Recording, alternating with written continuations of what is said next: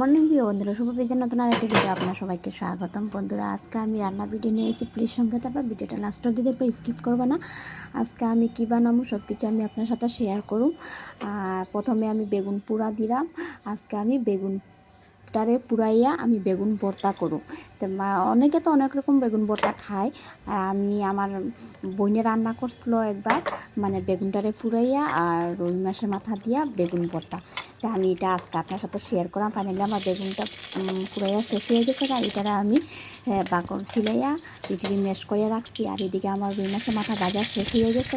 এখন সোমবাসে দিচ্ছি আমি কালো জিরে দিছি, আর শুকনো লঙ্কা দিছি, আর পেঁয়াজ কুচি দিছি। আর এখন আমি বেগুন ভর্তাটারে ভাজুম।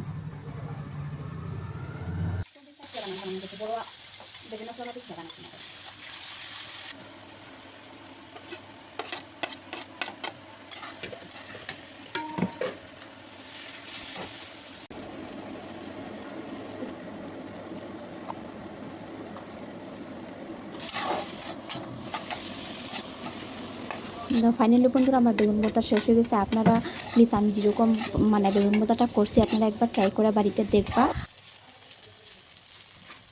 আর এখন আমি ধনিয়া পাতা ছিটা দিয়ে উপরে দিকে লামাইলাম বেগুন ভর্তাটা। এখন আমার হাজব্যান্ড ডিউটিতে যাইব, যার কারণে আমি হাজব্যান্ডের থালিটা প্রথমে রেডি করুম।